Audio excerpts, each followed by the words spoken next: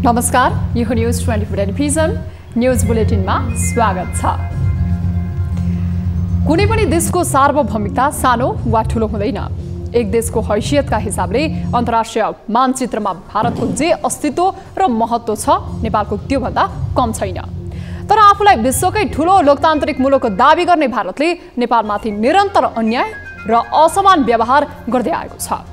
सीमा मामलामा होस् वा कूटनीतिक मामला वा सन्धि सम्झौतामा भारतले नेपालमाथि एकपछि अर्को गर्दै हेपाहा नीति लिएको छ। नेपाल मात्र होइन, भारतले आफ्ना अन्य छिमेकी देशलाई पनि उसै गरी हेप्ने र चिढ्याउने गरेको छ। भारतको पछिल्लो ज्यादती हो महाकाली नदीको बहावलाई भारततर्फ छेकेर नेपालतर्फ धकेल्न बनाइएको तटबन्ध। सीमा क्षेत्रमा संरचना बनाउँदा दुवै देशको समन्वय र सहमति चाहिन्छ। तर भारत एक होइन, अनेकौं यस्ता सीमा मामलामा दादागिरी शैलीमा प्रस्तुत हुँदै आएको छ। तर भारतको ज्यादतीमा नेपाल सरकार निरीह बन्ने गरेको छ।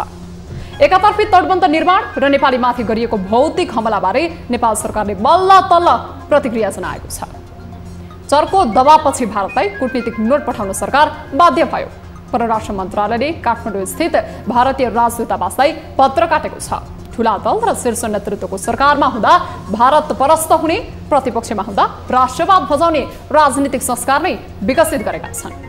जबसम्म नेतृत्व लम्पसारवादी र अर्थतन्त्र पर निर्भर रहन्छ, तबसम्म नेपालमाथि बाहिर थिचोमिचो रोकिने छैन।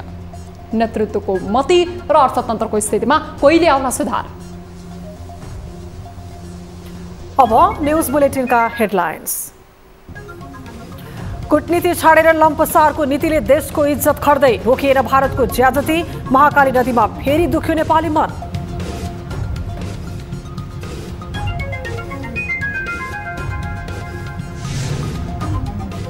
नयाँ सरकार गठनको रस्साकस्सीले अझै लिएन आकार। कांग्रेस एमाले र माओवादी बीच प्रधानमन्त्री पदमा हानथाप। गठबन्धनमा किचलो कायमै।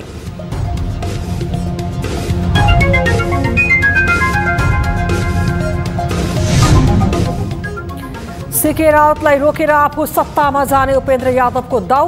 एमालेसँगको सम्बन्धलाई लिएर जसपामा बढ्यो विवाद। पार्टीले अहिले कहीँ कुनै निर्णयमा पुगिसकेको छैन। अहिले गरेका कुराहरू सब अनुमानका आधारमा हुन्। विश्वकप फुटबलमा आज राउन्ड अफ 16 का अन्तिम 2 खेलहरू हुँदै मोरक्को र स्पेन तथा पोर्चुगल र स्विजरल्यान्ड बीच प्रतिस्पर्धा।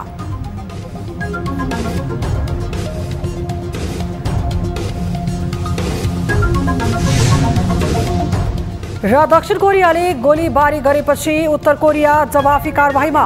उत्तेजनात्मक सैन्य कारबाही तत्कालै रोक्न आग्रह।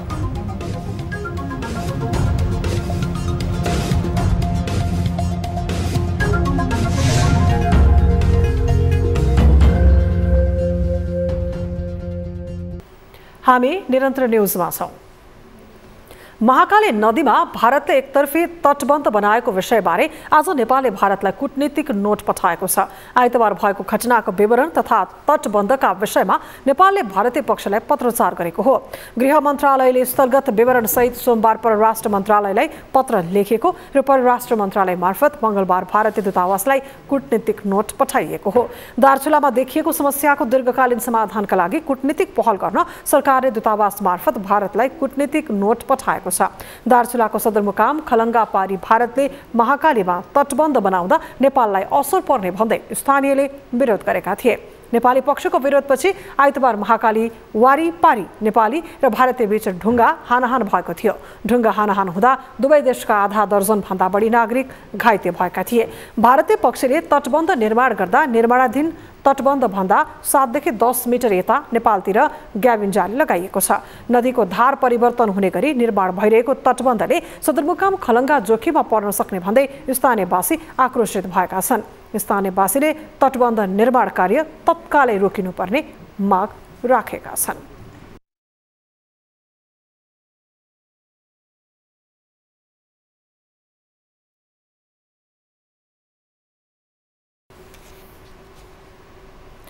सत्ता गठबन्धन दलभित्रको आन्तरिक समीकरण थप बलियो बनाउने भन्दै बालुवाटारमा बसेको शीर्ष नेताहरूको बैठकले विज्ञप्ति नै जारी गर्यो। माओवादी केन्द्रले सरकार गठनमा सत्ता गठबन्धन बाहेकको विकल्पबारे खुला गरेको बताएपछि छचल्किएको गठबन्धनभित्रको तुस बालुवाटारबाट जारी भएको विज्ञप्तिले केही शान्त देखिए पनि सरकार गठनमा दलहरूले गठबन्धनप्रतिको जिम्मेवारीता देखाउलान् भन्नेमा आशंका गर्ने प्रशस्तै आधार देखिन्छन्। एक रिपोर्ट। चुनावी परिणामपछि दलहरू सरकार गठनको आन्तरिक तयारीमा जुटेका छन्। नेकपा माओवादी केन्द्रका अध्यक्ष पुष्पकमल दाहालको सोमबार दिनभरको व्यस्तताबाटै यस कुराको छनक मिल्छ। दाहालले प्रधानमन्त्री शेरबहादुर देउबाका विश्वास पात्रहरू बालकृष्ण खाँड र ज्ञानेन्द्र कार्कीलाई आफ्नै निवास कुमलटारमा भेटे। भेटमा देउबाको सन्देश र आगामी सरकार गठनबारे छलफल भयो। दाहालले नेकपा एमालेका अध्यक्ष केपी शर्मा ओलीका विश्वास पात्र रघुवीर महासेठलाई पनि भेटे। त्यसपछि दाहाल आफै नेकपा एकीकृत समाजवादीका अध्यक्ष माधव कुमार नेपाललाई भेट्न कोटेश्वर पुगे। कोटेश्वरमा वरिष्ठ उपाध्यक्ष नारायण काजी श्रेष्ठलाई साँची राखेर अध्यक्ष नेपाल सहित जनमत पार्टीका अध्यक्ष सीके राउतलाई पनि छलफलमा सहभागी गराए। यसको एउटै उद्देश्य थियो आगामी सरकार गठन र राजनीतिक रोडम्याप बारे निष्कर्षमा पुग्नु। दाहालको दौडधुप बढ्दै जाँदा कांग्रेस वृत्तमा आशंका फैलिएको छ। गठबन्धन बैठकमा दाहाल जसरी पेश भए पनि उनलाई देउबाले शंकाको नजरले नै हेर्ने वातावरण बन्दै गएको छ। अझ माओवादी वृत्तमा उपाध्यक्ष कृष्ण बहादुर महराले पदाधिकारी बैठकको गोप्य सूचना चुहाइदिएपछि राजनीतिक कदममै धक्का लागेको आन्तरिक विश्लेषण हुन थालेको छ। गठबन्धनभित्र दाहाल देखिने पात्रको रूपमा बाहिर आए पनि प्रधानमन्त्रीका आकांक्षीको संख्या बढेपछि समस्या थपिँदैछ। कांग्रेस भित्रको आन्तरिक समीकरणबाटै दिक्क बनेका देउबालाई पार्टी राजनीति भन्दा सत्ता गठबन्धन दललाई मिलाउनु पर्ने बाध्यता आइलागेपछि उनले आफ्ना विश्वास पात्रहरूलाई बाह्य राजनीतिक शक्तिलाई मिलाउनकै लागि खटाउन थालेका छन्। देउबाको सन्देश बोकेर विमलेन्द्र निधि कहिले बालकोट त कहिले बोहराटार हुँदै चाक्सीबारी लगायत ठाउँमा धाउनमै व्यस्त छन्। यता प्रतिपक्षी दल एमाले पनि गठबन्धनभित्रको झगडा कुरेर बसेको छ। सत्ता गठबन्धनमा रहेका दलहरू विचार सिद्धान्त भन्दा पनि सत्ता स्वार्थमा केन्द्रित भन्दा यसको लाभ न देशले लिन सक्छ न कुनै दलले नै। तर पनि सत्ता र शक्तिको भोगले नेताहरूलाई चैनको निद्रा भने नलाग्ने पक्का छ। न्यूज 24 टेलिभिजनका लागि राजनीतिक ब्युरो। हामी निरन्तर न्यूजमा छौं। जनता समाजवादी पार्टी नेपाल जसपाले यो निर्वाचनमा सोचे अनुसारको नतिजा प्राप्त गर्न सकेन। जसपा अध्यक्ष उपेन्द्र यादवले नै हार बेहोर्नु पर्यो। निर्वाचनमा चुनावी तालमेल गरेको एमालेसँग नै अहिले यादवले दूरी बढाइरहेका छन्। सत्ता मोहमा एमालेको साथ छोड्ने रणनीति बोकेका यादवको यो रणनीतिलाई उनकै सहयात्रीले रुचाएका छैनन्। आफूलाई संसद छिर्न रोकेका सीके राउतलाई सत्तारोहणमा रोक्ने प्रयास गरिरहेका यादवको रणनीति परिणाममुखी बनाउन सहज भने देखिँदैन। एक रिपोर्ट।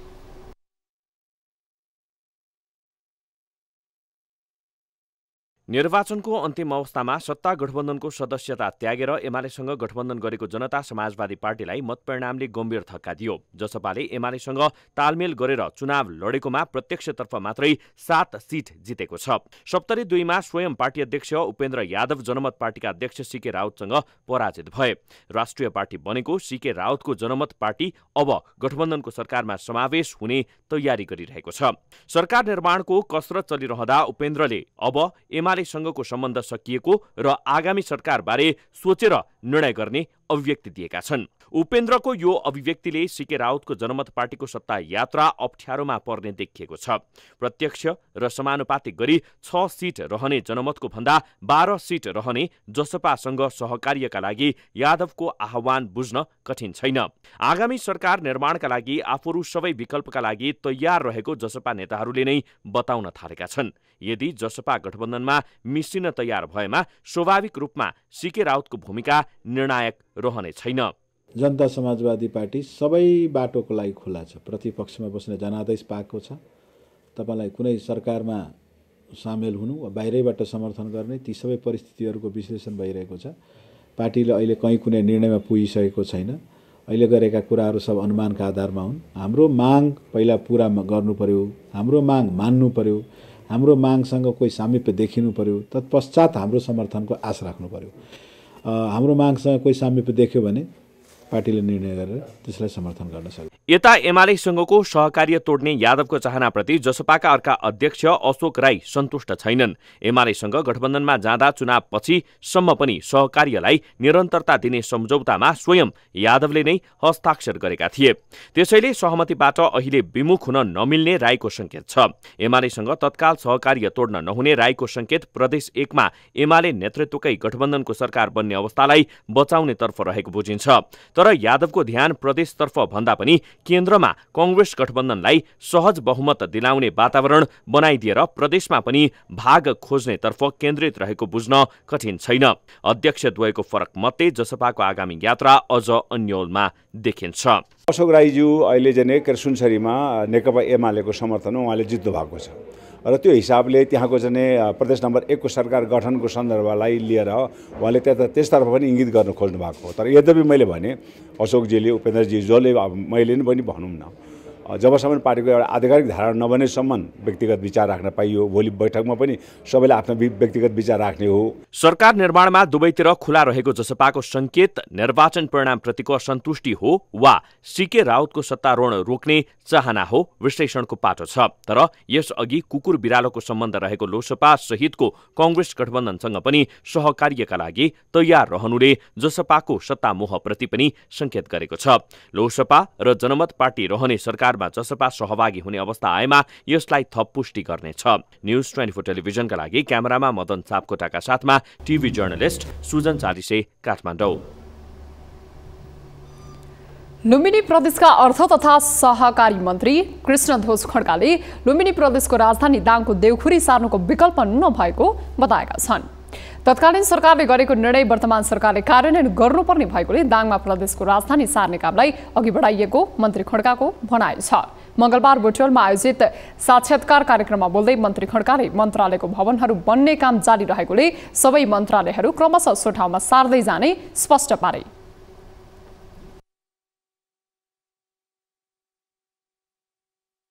शंकर पोखरेलजीले नेतृत्व गरेको सरकारले गरेको निर्णय हो हैन। उहाँहरूले चाहिँ सर्वसम्मत ढङ्गले उदार दिलले लुम्बिनीका नाफा घाटा जे होला परवाह नगरेर एउटा नयाँ सपना देखेर एउटा नयाँ प्रदेशको एउटा नयाँ सहर सुन्दर सहरको परिकल्पना गरेर एउटा मोडेल प्रदेश बनाउने कल्पना गरेर हैन त्यो खालको एउटा नदीको किनारामा राजधानी बसाउने सपना कल्पना त हिजो भोजप्रसादजीहरूले नै देख्या भने त। मन्त्री खड्काले अन्तर्राष्ट्रिय शक्ति केन्द्रहरूले दलहरूलाई कमजोर बनाउने काम गरिरहेको भन्दै सचेत रहन पनि सबै दलहरूलाई आग्रह गरेका छन्। कार्यक्रममा बोल्दै नेकपा एमालेका प्रदेशसभा सांसद भोजप्रसाद श्रेष्ठले भने छापामारा शैलीमा मन्त्रालयहरू दाङमा सार्ने कामको सुरुवात गरिएको भन्दै आपत्ति जनाएका छन्। सम्भावना बोकेको चाहिँ लुम्बिनी प्रदेश नयाँ पहिचानका साथ नयाँ सोचका साथ अगाडि जानुपर्ने परिस्थितिमा एकाएक कुनै दलहरू बीचमा पनि आम सहमति नगरिकन अब जनताको सेवा गरेरलाई चाहिँ अझै असर पर्ने काम गर्नु गइरहेको सरकारले यो गर्नु नैतिकताबाट पनि एउटा च्युत जस्तो देखिन्छ। मलाई लाग्छ कि यस्तो नहुनु पर्ने थियो। प्रदेश सांसद श्रेष्ठले पूर्वाधारको अभावमा जनताले सेवा पाउने काम सहज नहुने भएकोले पनि प्रदेश राजधानी लुम्बिनीबाट अन्यत्र सार्न नमिल्ने जिकिर गरेका छन्। लुम्बिनी प्रदेशको मुख्यमन्त्री तथा मन्त्री परिषदको कार्यालयको फर्निचर गैराती दाङको देउखुरीमा सार्ने काम गरिएपछि रूपन्देही एमालेका सांसदहरू त्यसको विरोधमा उत्रिएका छन्। न्युजहरू अझै बाँकी नै छन्, अब पालो ब्रेकको।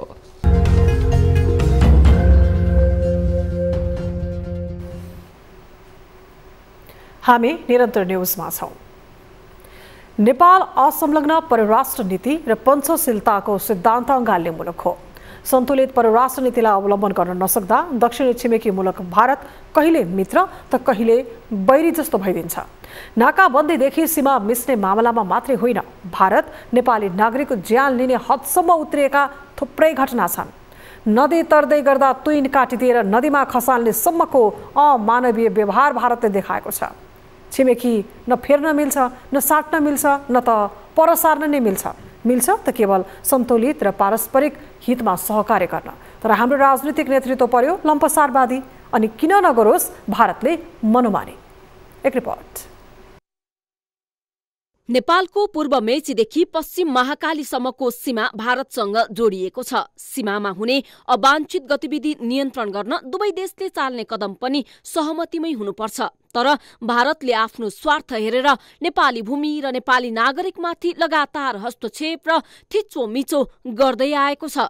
विश्वकै ठूलो लोकतान्त्रिक मुलुक दाबी गर्ने भारतको हेपाहा प्रवृत्तिले सीमा क्षेत्रका नेपाली नागरिक असाध्यै पीडामा छन्। यसको पछिल्लो ज्वलन्त उदाहरण हो दार्चुलाको महाकाली नदीमा भारतीय पक्षले एक लौटी ढंगले बनाएको पक्की संरचना अर्थात् तटबन्ध। भारतले आफ्ना नागरिकको सुरक्षार्थ नेपाली भूमि र नागरिकमाथि अन्याय गर्नु मानवीयता र अन्तर्राष्ट्रिय कानूनका दृष्टिले पनि जघन्य अपराध हो। तर भारत यो ज्यादतीलाई सच्याउन र स्वीकार्नसम्म तत्पर हुँदैन। सुनेको नसुने गरेर भारतले निरन्तर सिमानामा बलमिच्याई गर्दै आएको छ। यता नेपाल सरकार निकै हल्ला खल्ला र दबाव परेपछि मात्र कुम्भकर्ण निद्राबाट बिउझन्छ र सानो स्वरमा भन्छ सिमानामा हुने कुनै पनि संरचनागत बदलावका गतिविधिमा नेपालको पनि सहमति लिनुपर्छ। यसरी नेपाली राजनीतिक नेतृत्व उल्टै भारत परस्त भइदिँदा भारतले नेपाली प्रतिक्रियालाई पटक्कै वास्ता गर्दैन। भारतीय प्रधानमन्त्री नरेन्द्र मोदी कुनै बेला नेपाली जनताका प्रिय बनेका थिए। उनले पशुपतिनाथ मन्दिरमा पूजा गरेर फर्किएपछि गौशाला नजिकै ओर्लिएर नेपाली नागरिकहरूको भिडबाट अभिनन्दन ग्रहण गरेका थिए। मोदीको संसदमा भाषणदेखि लगातारका नेपाल भ्रमणले भारतप्रति सकारात्मक प्रभाव बढाएको थियो। तर संविधान जारी भए पश्चात भारतले गरेको अघोषित नाकाबन्दीका कारण दुई देशको सम्बन्ध जर्जर बन्दै गएको छ। भारतसँग सम्बन्ध सुधार होला भन्दा झन उसका एकपछि अर्को हेपाहा व्यवहारले नेपाली मनलाई थप आक्रोशित तुल्याएको छ।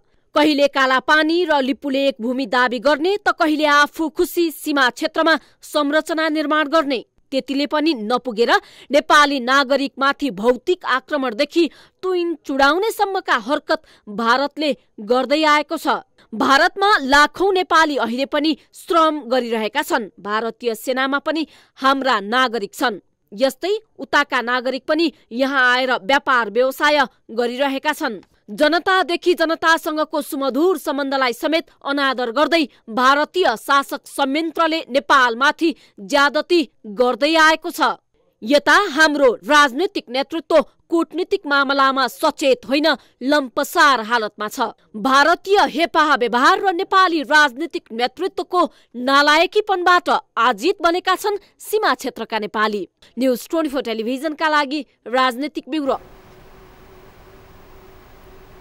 नेकपा एकीकृत समाजवादीका महासचिव डाक्टर बेदुराम भुसालले गण्डकी प्रदेशका युवा तथा खेलकुद मन्त्री दीपक मनाङ्गे भनेर चिनिने राजीव गुरुङले वर्तमानमा सिक्नलाई काम गरेको र भविष्यमा पनि राम्रो काम गर्दै जाने विश्वास व्यक्त गरेका छन्।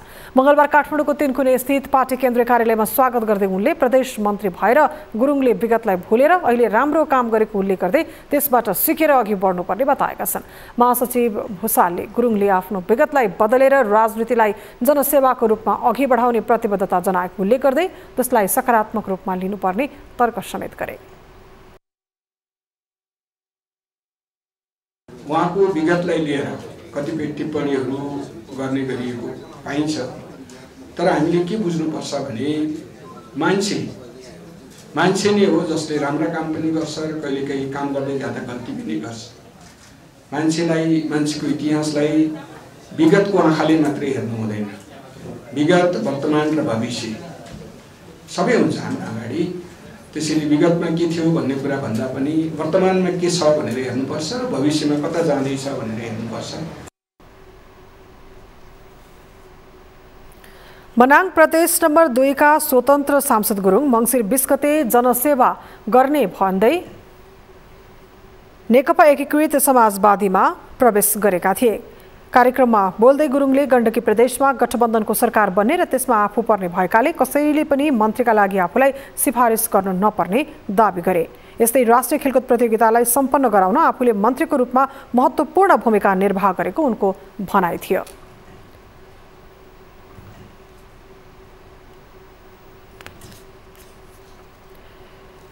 नेपाली कांग्रेसका महामन्त्री गगन थापाले प्रदेशसभाले आफ्नो औचित्य पुष्टि गर्न नसकेमा जनताले सडकबाटै आन्दोलनको थालनी गर्ने बताएका छन्। विराटनगरमा मंगलबार कांग्रेस नेता गुरु घिमिरेको पुस्तक बाटो बिराएको राजनीति नामक पुस्तक विमोचन गर्दै यस्तो बताएका छन्। महामन्त्री थापाले अबको सरकार पनि गठबन्धनकै बन्नेमा कुनै आशंका नरहेको दावी गरेका छन्।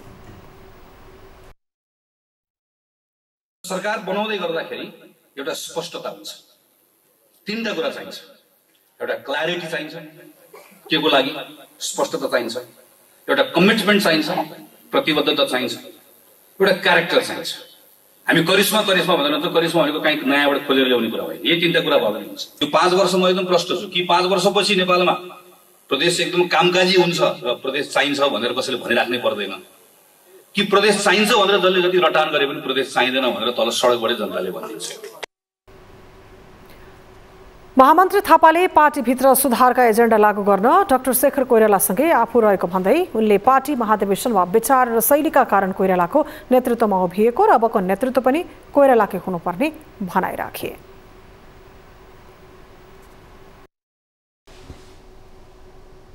हामी निरन्तर न्युजमा छौं। सार्वजनिक जग्गामा काठमाडौँ महानगरले पार्किङ गर्ने थलो बनाउन खोजेपछि यसको चर्को विरोध सुरु भएको छ। काठमाडौँमा खुला ठाउँको नै अभाव छ। यसै अभावलाई सामान्य भए पनि पूर्ति गर्ने ठाउँ जस्तै हो खुला मञ्च। तर महानगरले पटक पटक यसै खुला मञ्चमा आँखा गाडेर यो वा त्यो योजना भन्दै यसलाई पार्किङ स्थलमा सीमित राख्न अध्ययन नै सुरु गरेपछि सार्वजनिक सम्पत्ति संरक्षणका अभियन्ताहरू विरोधमा उत्रिएका छन्। एक रिपोर्ट।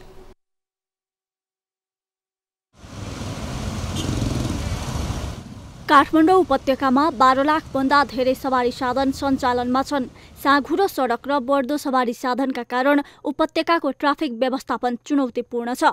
खास गरी व्यापारिक केन्द्रहरू, न्यू रोड, असन बजार, बाग बजार, पुतली सडक लगायतका क्षेत्रमा पार्किङ स्थल नहुँदा सडक अस्तव्यस्त बनेका छन्। यही समस्या समाधान गर्न भनेर गएको साता काठमाडौँ महानगरपालिकाको 10औं कार्यपालिका बैठकले खुला मञ्चमा भूमिगत पार्किङ निर्माण गर्न डिपिआर तयार गर्ने निर्णय गरियो। त्यो अहिले जुन ओपन फोरम छ, ओपन थिएटर छ, त्यो त्यस्तै नै रहन्छ। त्यसमा कुनै पनि संरचनाहरू बिग्रिने होइन। माथिको लेयरमा अहिले एज इट इज हो। त्यो तलको चाहिँ जुन चाहिँ स्पेस छ त्यसलाई चाहिँ अन्डरग्राउन्ड गरिकन चाहिँ 3 लेयर बनाउने हो। माथिबाट हेर्दा अहिले हामीले जे देख्छ त्यही नै देखिन्छ। तर चाहिँ तल चाहिँ हामीले चाहिँ 3 तल्लाको चाहिँ हामीले चाहिँ पार्किङको कन्सेप्ट बनाएको हो। खुला मञ्च यस्तो थलो हो जहाँ ठुल्ठुला सभा सम्मेलन हुने गर्छन्। देशको राजनीतिक परिवर्तनको पहिलो साक्षी प्राय खुला मञ्च हुने गर्छ। यो काठमाडौँवासीका लागि एउटा मात्रै ठूलो खुला ठाउँ हो जहाँ विपत्तिका समय पनि आश्रय लिन सक्छन्। शहरी व्यवस्थापनमा यो खुला मञ्चको भूमिका अहम छ। तर खुला ठाउँमा सास फेर्न राहत मिल्ने ठाउँका रूपमा समेत लिइने यो खुला मञ्चलाई महानगरले हडप्न खोज्नु स्वीकार्य नहुने अभियन्ताहरू बताउँछन्। काठमाडौँ महानगरले खुला मञ्चमा अन्डरग्राउन्ड पार्किङ निर्माण गर्ने भन्ने विषयलाई लिएर बाहिर विरोध भइरहेको छ। तर झाडी र फोहोरले अस्तव्यस्त भएको खुला मञ्च काठमाडौँ महानगरले सफा बनाएपछि एकदम धेरै सुन्दर देखिएको छ। यत्रो ठुलो काठमाडौँको मुटुमा कति ठाउँमा खुल्ला ठाउँ बाँकी छ भन्नुहोस् त। त्यहाँनिर त्यो सभा सम्मेलन गर्ने ठाउँ मात्रै होइन नि, अन्डरग्राउन्ड वाटर रिचार्जकोदेखि हामी जुन कुरा गरिरहेका छौँ। र अर्को कुरा भनेको अकुपाई टुटिखेल मुभमेन्ट सुरु हुँदाखेरि नै हामीले के भनेको भने एटलिस्ट काठमाडौँको बीच भागमा चाहिँ यो एउटा खुला क्षेत्रको रूपमा, एउटा फोक्सोको रूपमा यसलाई जीवित राखिराखौँ भन्ने खालको कुरा छ। अब उहाँहरूले एकदमै ब्लन्टली यो रिभर्सिबल खालको के अरे अन्डरग्राउन्ड वाटरलाई रिचार्ज गर्ने यताउता बनाउँछौँ भन्नुभएको छ। त्यो कहाँनिर नेपालमा अहिलेसम्म हामीले देखेको छौँ र कहाँ चाहिँ सक्सेसफुल्ली भएको छ। खुला मञ्च यस पहिले पनि विभिन्न बहानामा अनधिकृत रूपमा प्रयोग हुँदै आएको थियो। पुरानो बस पार्कमा भ्यू टावर निर्माण सुरु भएपछि महानगरकै निर्णयले 2074 असोजदेखि यो क्षेत्र बस पार्कमा परिणत भएको थियो। पछि 2078 वैशाखदेखि खुला मञ्चमा सवारी प्रवेशमा रोक लगाइएको थियो। खुला मञ्च काठमाडौँको विभिन्न सभा सम्मेलन गर्ने ओपन नागरिक फोरम जस्तै बनिसकेको छ। यस कुरालाई महानगरले पार्किङ स्थल बनाउँदा विभिन्न चुनौतीको सामना गर्नुपर्ने देखिन्छ। न्युज 24 टेलिभिजनका लागि क्यामेरामा कान्छा डङ्गोलका साथ टिभी जर्नलिस्ट ज्योत्सना घिमिरे, काठमाडौँ। चिसो बढ्दै गएसँगै बालबालिका तथा वृद्धलाई अन्य समयको तुलनामा स्वास्थ्यमा समस्याहरू बढी देखिने गर्छन्। त्यसमा पनि कोभिड-19ले गम्भीर बिरामी परेकाहरूलाई अझ धेरै समस्या हुने गरेको छ। चिसोबाट बच्न सावधानी नअपनाएका कारण समस्या बढेको भन्दै सतर्कता अपनाउन चिकित्सकहरूले सुझाव दिएका छन्। एक रिपोर्ट। चिसो बढेसँगै जनजीवन प्रभावित हुन थालेको छ। मौसम परिवर्तनसँगै मौसमी फ्लूका बिरामीहरू बढेका छन्। चिसोमा मौसमी रुगाखोकी लगायत विभिन्न स्वास्थ्य समस्या लिएर अस्पताल पुग्ने बिरामीको संख्या बढ्दो छ। उपचारका लागि अस्पताल पुगेका अधिकांश बिरामीमा शरीर दुखाइ र अत्याधिक कमजोरीपन देखिएको छ। चिसोले सामान्यतया रुगाखोकी, ज्वरो, निमोनिया जस्ता समस्याहरू ल्याउने गर्छ। यसबाहेक चिसो मौसम दम, बाथ र अन्य दीर्घ रोगीहरूका लागि घातक हुने गरेको छ। कोभिड-19ले रोग प्रतिरोधात्मक क्षमता कम गर्ने र चिसो मौसममा श्वास प्रश्वासबाट सर्ने रोगले बिरामीलाई छिटो आक्रमण गर्ने चिकित्सकहरू बताउँछन्। चिसोमा विशेष गरी बालबालिका, गर्भवती, वृद्ध र दीर्घ रोगीलाई धेरै नै समस्या हुने गर्छ। बालबालिका र दीर्घ रोगी मात्र नभएर कोभिड-19 संक्रमणका कारण गम्भीर भएका सबै उमेर समूहका बिरामीलाई चिसोले थप समस्या ल्याउने गरेको छ। गम्भीर खालका बिरामीहरू हुनुहुन्थ्यो, अस्पतालमा बस्नुभयो हैन, अक्सिजन हाई फ्लो अक्सिजन चाहिएको थियो र आइसियुमा पनि बस्नुभयो कतिजना हाई फ्लो अक्सिजनमा, र केही त न्यून संख्यामा भेन्टिलेटरबाट पनि फर्केर आउनुभएको छ। उहाँहरूको फोक्सोमा एलर्जिक खालको हैन, पोस्ट कोभिड हैन, ब्रोन्कोलाइटिस, श्वासनलीहरूमा एक किसिमको इन्फ्लामेसन भएको थियो हैन, र त्यो भएको हुनाले त्यो दीर्घकालको प्रकृति क्रोनिक इन्फ्लामेसनमा केही बिरामीहरूको भेटिएको। कोभिड-19 संक्रमणले निमोनियाको उच्च जोखिम हुन्छ। निमोनियाले फोक्सो तथा श्वास नलीमा असर गर्ने गर्छ। चिकित्सकहरूका अनुसार श्वास प्रश्वासको समस्या धेरैजसो वृद्ध, दम तथा अन्य दीर्घरोगी भएकाहरूलाई हुने गर्छ। त्यसैले पनि उनीहरूले विशेष सतर्कता अपनाउनु पर्छ। अहिले चिसोबाट बच्ने उपायहरू अपनाउनु पर्छ, जस्तो कोठाको वातावरण न्यानो राख्ने हैन, शरीर ढाक्ने लुगाहरू, बाक्ला लुगाहरू लगाउने, जस्तो बिहानै मर्निङ वाक जाने बानी भएकोहरूले त्यसमा पनि अलिक घाम लागेपछि न्यानो वातावरण भएपछि निस्कन सक्नुहुन्छ। र जस्तो नुहाउने, दैनिक प्रकृतिमा नुहाउनुहुन्छ नि, बिहानै उठेर चिसो पानीमा ज्येष्ठ नागरिकहरू यो नित्यकर्म पूजाआजाको निम्ति, त्यसको लागि पनि उहाँहरूले अलिकति घाम लागेपछि मनतातो पानीले शरीर नुहाउँदा अलि फाइदा हुन्छ। कोभिड-19 संक्रमणले नेपालमा मात्र नभई विश्वव्यापी रूपमा महामारीको रूप लिएको थियो। कोभिडले अन्य मानिसको तुलनामा रोग प्रतिरोधात्मक क्षमता कम भएका र अन्य कुनै रोगबाट प्रभावित भएकालाई जटिल समस्याका साथै ज्यानै गएको तथ्याङ्क विश्व स्वास्थ्य संगठनले देखाएको छ। यस्तो अवस्थामा चिसो बढेसँगै उनीहरूलाई नै स्वास्थ्य समस्या आउने जोखिम बढी देखिन्छ। त्यसैले सन्तुलित खानपान, स्वस्थ दिनचर्या, न्यानो कपडाको प्रयोग लगायतका कुराहरूमा विशेष ध्यान दिन चिकित्सकहरूको सुझाव छ। न्युज 24 टेलिभिजनका लागि क्यामेरामा प्रभात थापाका साथ टिभी जर्नलिस्ट अस्मिता तिवारीको रिपोर्ट। सरकारले विभिन्न 4 विलासी वस्तुको आयात फुकुवा गरेको छ। मंगलबार बसेको मन्त्री परिषदको बैठकले निजी पेट्रोलियम गाडी, महँगा मोबाइल, मदिरा र मोटरसाइकलको आयात फुकुवा गर्ने निर्णय गरेको हो। विदेशी मुद्रा सञ्चितमा सुधार आई बाहिर क्षेत्र सन्तुलनमा देखिएका कारण आयात प्रतिबन्ध हटाउने निर्णय भएको उद्योग वाणिज्य तथा आपूर्ति मन्त्री दिलेन्द्र प्रसाद बडुले जानकारी दिएका छन्। मुख्य सचिव शंकरदास बैरागीको संयोजकत्वमा गठित कमिटिको सिफारिस बमोजिम मन्त्री परिषदले मङ्सिर 29 पछि आयात खुलाउने निर्णय गरेको हो। विदेशी मुद्रा सञ्चित घटेपछि सरकारले गत वैशाखदेखि विभिन्न 10 वस्तुको आयात प्रतिबन्ध गरेको थियो। तीमध्ये भदौमा 6 प्रकारका वस्तुको आयात प्रतिबन्ध खुलाइएको थियो। बैठकमा मन्त्रीहरूले चर्को ब्याज दरका कारण अर्थतन्त्रमा गम्भीर समस्या देखा परेको भन्दै राष्ट्र ब्याङ्कमाथि हस्तक्षेप गर्न प्रस्ताव गरेका थिए। मंगलबार मात्रै उद्योगी व्यवसायले उद्योग मन्त्री र प्रधानमन्त्रीलाई भेट गरी ब्याज दर नियन्त्रण गर्न माग गरेका थिए। उद्योगी व्यवसायले ब्याज बढेका कारण उपभोग घटेर उत्पादन प्रभावित भएको भन्दै ब्याङ्कहरूलाई ब्याज दर घटाउन दबाब दिइरहेका छन्। सिमेन्ट, फलामे छड, विद्युतीय उपकरण, अटोमोबाइल लगायतका क्षेत्रको कारोबार घटेको छ। ब्याङ्कहरू लगानी योग्य रकम भए पनि नयाँ ऋण प्रवाह गर्न सकिरहेका छैनन्। यस्तो असर निजी क्षेत्रमा मात्रै परेको होइन, सरकारको ढुकुटीमा पनि परेको छ। ब्याज दर वृद्धिले बाहिर क्षेत्र सुरक्षित भन्दा सरकारको राजस्व सङ्कलनदेखि बजेट खर्चसम्म असर पर्ने देखिएको छ। एक रिपोर्ट। बढ्दो आयातले विदेशी मुद्रा सञ्चिति घट्न गई बाह्य क्षेत्र दबावमा परेपछि राष्ट्र ब्याङ्कले चालु आर्थिक वर्षको मौद्रिक नीति मार्फत आयात निरुत्साहित गर्ने नीति लियो। त्यस्तै उत्कर्षमा पुगेको महँगी नियन्त्रणका लागि नीतिगत दरहरू बढाइदिएर ब्याङ्कहरूलाई ब्याज बढाउन प्रोत्साहन गर्यो।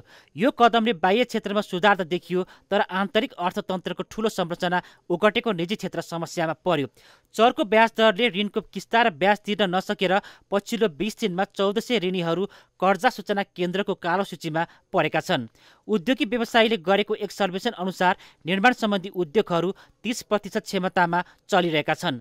वस्तु बिक्री 18%ले घटेको छ भने विद्युतीय उपकरणको कारोबार 55% र अटोमोबाइल्सको 75%ले कारोबार घटेको छ। उद्यमी व्यवसाय पनि उद्योग व्यवसाय गर्न चाहिँ तयार छैनन् भनेदेखि बैंकले पनि हामीसँग लगानी योग्य रकम छैन भनिरहेको अवस्था छ र चाहिँ अहिले विशेष गरी यो पुरानो भइरहेको उद्योग व्यवसायलाई चलायमान बनाउनको लागि सरकारले एउटा चाहिँ विन विन सिचुएसन हुने गरी एउटा चाहिँ आर्थिक नीति बैंक ब्याज दर तरलताको चाहिँ अभावलाई चाहिँ एउटा सुदृढ गर्ने किसिमको योजना ल्याउनु पर्छ। ब्याज दर वृद्धिको असरले उत्पादन कटौती गर्नुपर्दा उद्योग व्यवसायमा थप लगानी हुन सकिरहेको छैन, जसले गर्दा ब्याङ्कहरूमा कर्जाको माग न्यून रहेको छ। माग भएकामा पनि ब्याङ्कहरूले कर्जा उपलब्ध गराइरहेका छैनन्। राष्ट्र ब्याङ्कको तथ्याङ्क अनुसार ब्याङ्कहरूको औसत सिडी रेसियो 86.71% रहेको छ। यो भनेको ब्याङ्कहरूसँग अझै 1.5 खर्ब रुपियाँ कर्जा लगानी गर्न सक्ने क्षमता रहेको छ, तर पनि ब्याङ्कहरू ब्याज दर घटाउन तयार रहेका छैनन्।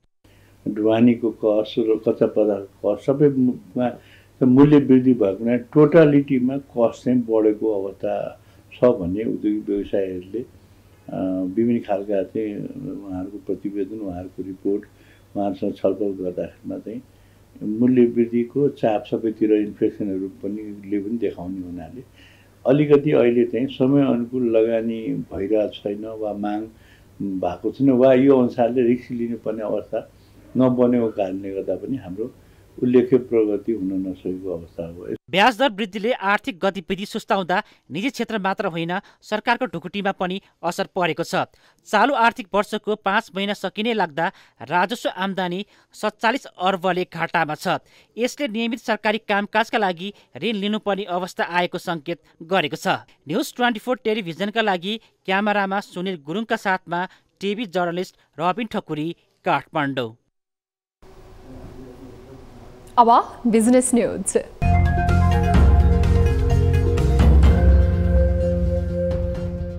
उद्योगी व्यवसायीहरूले प्रधानमन्त्री शेरबहादुर देउवालाई भेटेर जोखिममा रहेको अर्थतन्त्र जोगाउन आग्रह गरेका छन्। अर्थतन्त्र जोगाउँ अभियानमा रहेका उद्योग वाणिज्य महासंघका अध्यक्ष शेखर गोल्छाको नेतृत्वमा गएको प्रतिनिधि मण्डलले अर्थतन्त्रमा देखिएका समस्या समाधान गर्न भनेका थिए।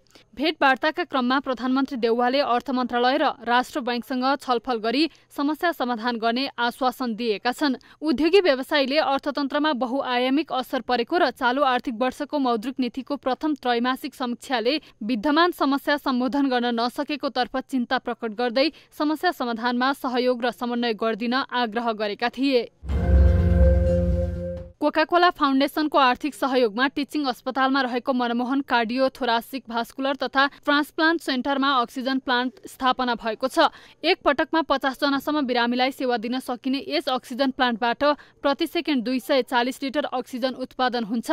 स्वास्थ्य सेवाको महत्त्वलाई आत्मसात गर्दै सेवाविहीन समुदायलाई सहयोग प्रदान गर्ने उद्देश्यले अक्सिजन प्लान्ट स्थापना गरिएको कोकाकोला फाउन्डेसनले जनाएको छ।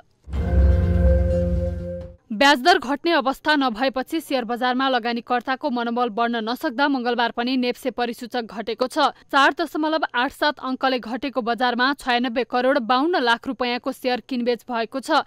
चुनावमा खर्च भएको रकम ब्याङ्किङ प्रणालीमा आएर तरलता सहज भए पनि तत्काल ब्याजदर घट्ने अवस्था छैन। यही कारण कारोबार रकम पनि 1 अर्ब भन्दा तल खुम्चिएको विश्लेषण गरिएको छ।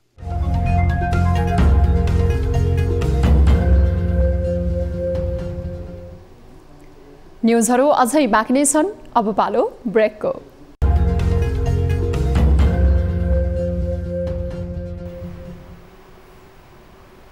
हामी निरन्तर न्युजमा छौं। अब स्पोर्ट्स न्युज।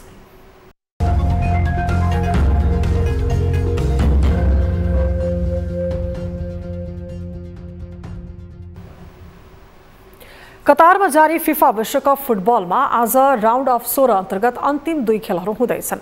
आजको पहिलो खेलमा अहिले एजुकेसन सिटी स्टेडियममा मोरक्को र स्पेन बीच प्रतिस्पर्धा भइरहेको छ। आज दुवै टोली जित निकाल्दै क्वार्टर फाइनलमा पुग्ने योजनामा रहेका छन्। मोरक्को समूह एफ को विजेता र स्पेन समूह ई को उपविजेता बन्दै नकआउट चरणमा भेट पक्का गरेका हुन्। अर्को खेलमा पोर्चुगल र स्विजरल्यान्ड बीच प्रतिस्पर्धा हुनेछ। प्री क्वार्टर फाइनलको अन्तिम खेलको रूपमा रहेको यस खेल राति 12:45 सुरु हुनेछ। लुसेल स्टेडियममा आज दुवै टोली पोर्चुगल र स्विजरल्यान्ड जित निकाल्दै अन्तिम 8मा पुग्ने योजनामा छन्।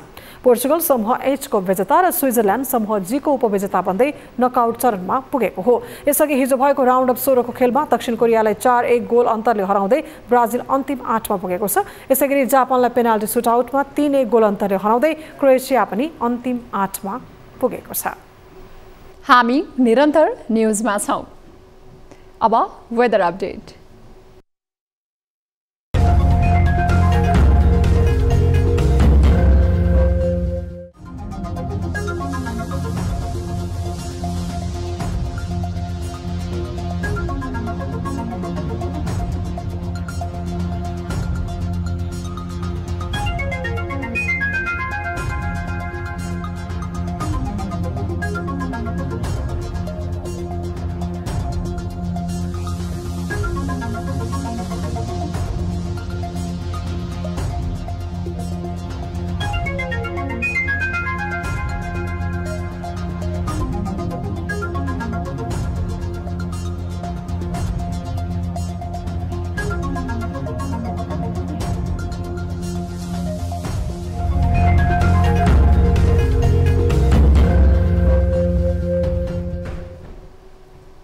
अब न्यूज बुलेटिनको अन्त्यमा पुनः हेडलाइन्स।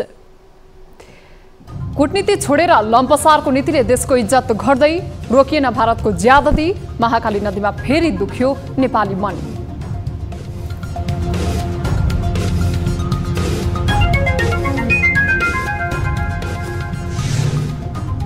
नयाँ सरकार गठनको रस्साकसीले अझै लिएन आकार, कांग्रेस एमाले र माओवादी बीच प्रधानमन्त्री पदमा हानाथाप, गठबन्धनमा किचलो कायमै।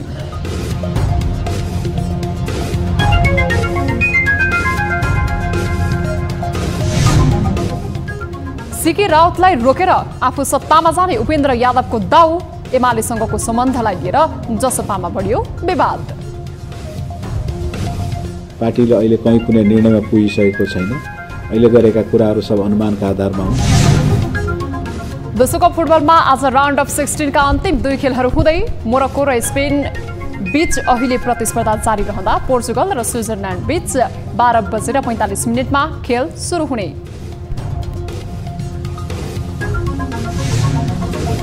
र दक्षिण कोरियाले गोलीबारी गरेपछि उत्तर कोरिया जवाफी कारबाहीमा, उत्तेजनात्मक सैन्य कारबाही तत्कालै रोक्न आग्रह।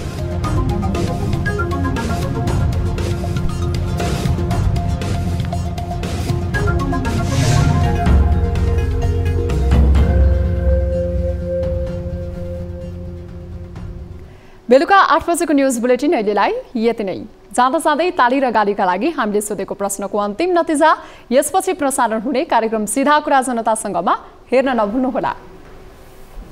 थप न्युजका लागि हाम्रो वेबसाइट www.news24nepal.com हेर्नुहोला। साथै हामीलाई फेसबुक, ट्विटर र युट्युबमा पनि फलो गर्न सक्नुहुनेछ। यस्तै मोबाइल, भाइबर र इमेलबाट 24 हेल्प डेस्कमा कुनै समस्या या गुनासो छन् भने सम्पर्क गर्न सक्नुहुनेछ। अहिलेलाई बिदा दिनुहोस्। हामी निरन्तर न्युजमा छौं। नमस्ते।